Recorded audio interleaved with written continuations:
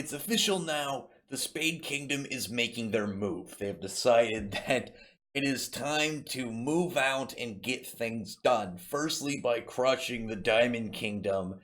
And this guy, unknown name so far, but he alone was able to just walk through multiple members of the Spade Kingdom, including Shining Generals.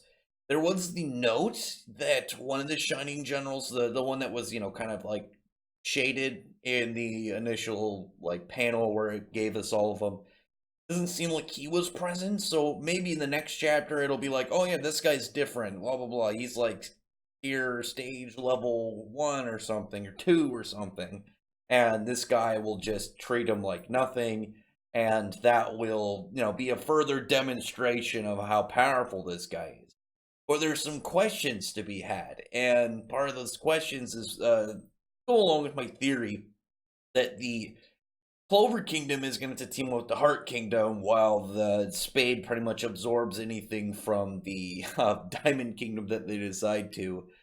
But with the Heart Kingdom now showing that they have this kind of like true magic, seemingly, affecting with nature, that the most logical thing I think with the demons, on the side of the Spade Kingdom, is that they are going to be using demon buffed magic. So we know that when a grimoire or a person is it's pretty much demonically altered, their magic goes along with it, such as obviously Lick swords turning into what becomes the anti magic, as we go with Asta, main character of the series, but also with Patri, who had light magic, which afterwards became demon light magic. It became a like pretty much distorted, horrific version of it, seemingly more powerful and just as dangerous as something that can move at light speed.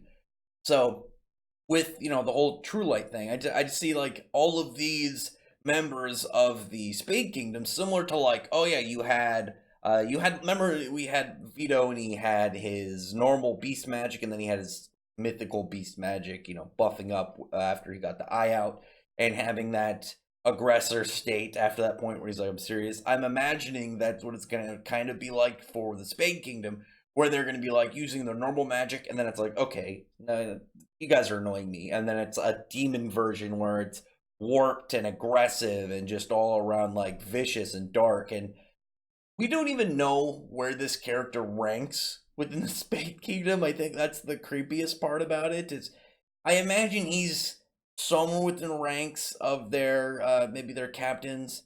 I doubt he's like their number one guy, but I see him being up there. It'd be like if we had, comparing over to Bleach with the Espada. We had the initial show up of Ulquiorra and Yami Realgo, and then it was when revealed, because Ichigo thought that Ulquiorra was number one. We could kind of get a similar thing with this guy, and it's revealed that maybe he's like number 3 or 4, and he's not top dog. He's high on the chain, but he is not the leading member of them, which would just give up a presence to everybody that is above him and whoever is leading the Spade Kingdom in and of itself. So I just wanted to make a quick video because I like the idea. I wanted to put the theory out there of whether or not these characters are going to have something like that. Because if you have demons out there, you have this, I assume is the leader of the Spade Kingdom is going to be Megicula. But as it is, I feel like it just makes sense if they're all demonically buffed. And maybe it's not the same thing as like, oh yeah, I've been altered. I have demon powers now. Maybe the fact that it's more of influenced by Megicula, that it's more like a buffed form instead of permanently like that. I really want to see what this guy's like next chapter. I'm really hoping that Tabata doesn't pull some like, oh yeah, we leave off with this, but then it's back to Austin or whatever. We don't find anything about this guy for, I don't know, another 50 chapters. I just want this guy's name, or I just want his name and what kind of magic he uses. I don't care about anything else for that. I just want to see, oh yeah, I'm blah blah of the Spade Kingdom. I don't need a rank. I don't need like a name of their group. Again, I don't need the, oh, I'm of the blanking whatever commanders or whatever. I just want a name and the type of magic. I don't even need the display of what his magic does. I just want to know what it is. I'll take a name. I mean, legitimately, even if we don't see his magic, I'll just take a name. But other than that, I'll leave it up here before I sound too hoping and greedy of what I really am. Got my gripes on for the next chapter. I don't even say gripes. What I got my grips on, rather, of what I want.